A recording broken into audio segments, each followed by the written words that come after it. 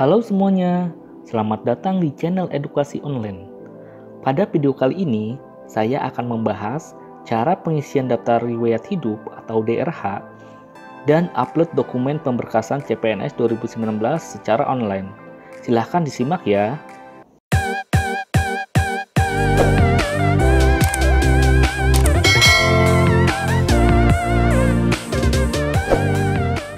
Pengumuman hasil seleksi CPNS 2019 akan serentak diumumkan pada tanggal 30 Oktober 2020.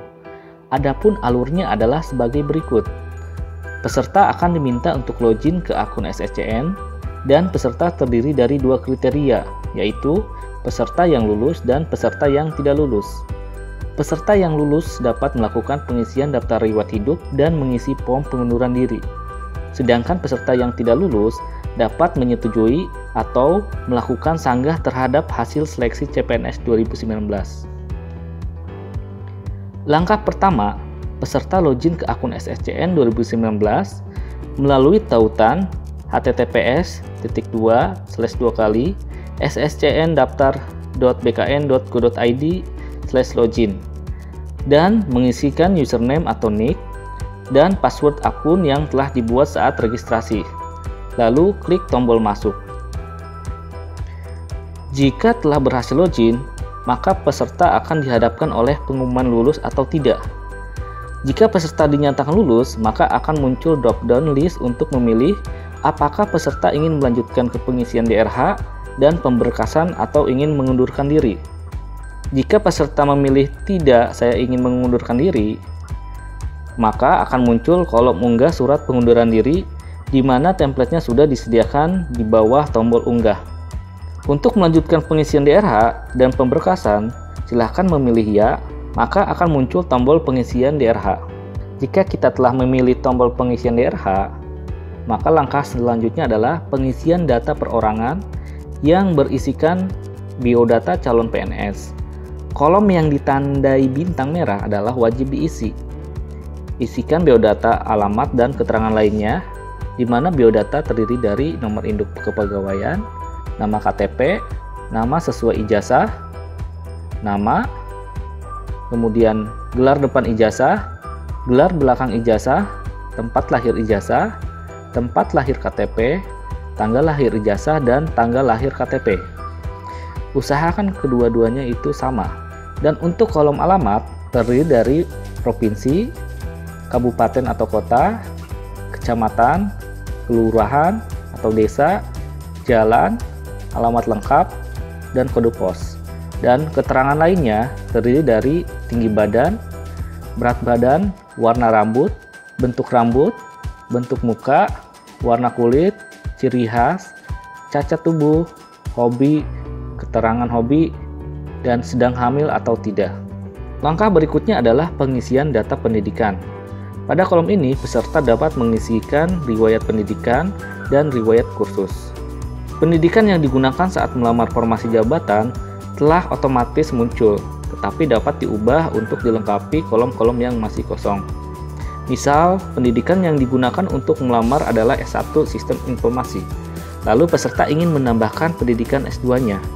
Penambahan akan gagal karena S2 adalah setingkat lebih tinggi dari S1, atau jika peserta memiliki 2 degree S1 lalu ingin menambahkan pendidikannya, misalnya S1 manajemen, akan gagal juga di-input karena tingkat pendidikannya setingkat dengan S1 sistem informasi yang digunakan untuk melamar. Adapun kolom pendidikan terdiri dari tingkat pendidikan, jurusan, nama sekolah atau perguruan tinggi, akreditasi, tempat, nomor ijazah, tanggal ijazah, pejabat, gelar, dan gelar belakang. Lalu klik simpan untuk merubah data pendidikan. Tambahkan pula riwayat pendidikan peserta sejak sekolah dasar, menengah, dan atas dengan mengklik tombol tambah pendidikan. Nanti akan ada form tambah pendidikan yang terdiri dari tingkat pendidikan, jurusan, nama sekolah, akreditasi, tempat, nomor ijazah, tanggal ijazah, dan pejabat. Kemudian klik simpan. Selanjutnya adalah pengisian riwayat kursus. Jika peserta pernah mengikuti kursus, silakan klik tombol tambah kursus. Isikan data-data yang wajib, yaitu yang dibintangi merah.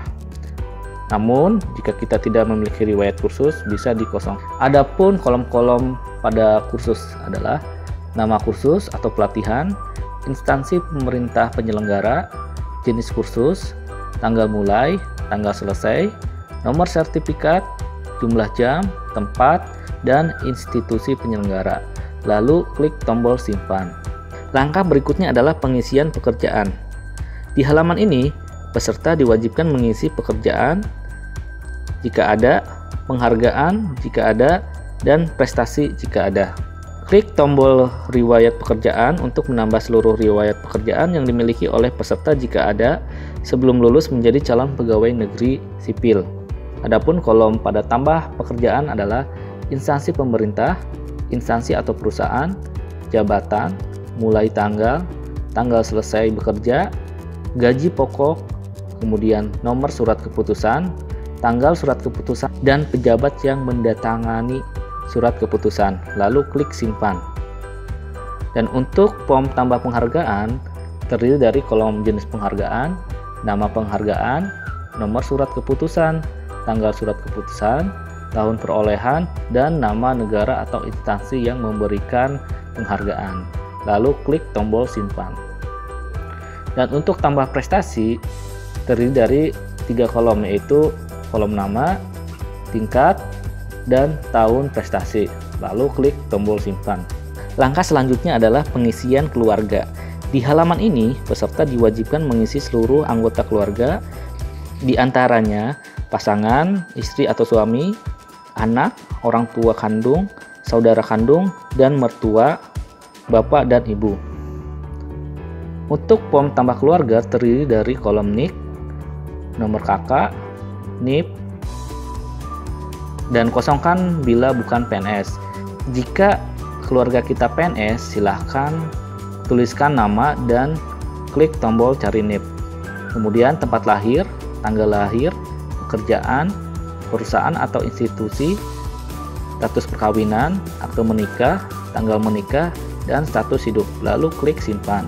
Langkah berikutnya adalah pengisian organisasi.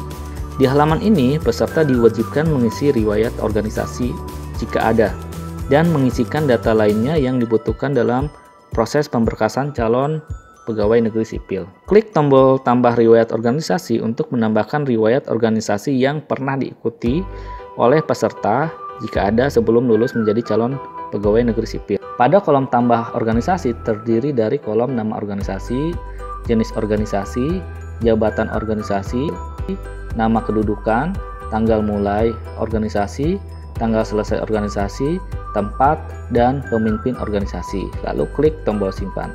Langkah selanjutnya adalah unggah dokumen. Di halaman ini, peserta diwajibkan melakukan 2 kali klik cetak DRH yang telah diisi dengan klik tombol, dan selanjutnya menulis data-data yang diharuskan untuk ditulis tangan di DRH yang telah dicetak tersebut dan menandatangani DRH tersebut. Terakhir, DRH yang telah ditandatangani wajib diunggah kembali ke SSCN di halaman ini. Berikut merupakan contoh cetakan DRH perorangan. Yang ditandai bintang adalah kolom yang harus ditulis tangan oleh peserta setelah DRH dicetak. Diisi dengan huruf kapital atau balok dan menggunakan tinta hitam. DRH yang telah ditandatangani wajib diunggah dengan multi-page atau hasil cetakan DRH perorangan dan DRH riwayat di-scan menjadi satu halaman, lalu diunggah di kolom yang sama. Peserta masih dapat melakukan perubahan pengisian data sebelum klik tombol akhiri proses pengisian DRH. Tombol akhiri proses pengisian DRH baru dapat diklik jika seluruh unggahan dokumen persyaratan telah lengkap diunggah. Tombol akhiri proses pengisian DRH baru dapat diklik jika seluruh unggahan dokumen persyaratan telah lengkap diunggah.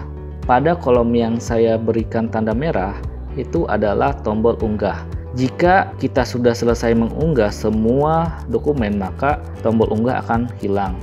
Itulah rangkaian pengisian daftar riwayat hidup dan upload dokumen pemberkasan CPNS 2019 secara online. Silahkan bagikan video ini dan jangan lupa subscribe channel ini. Terima kasih.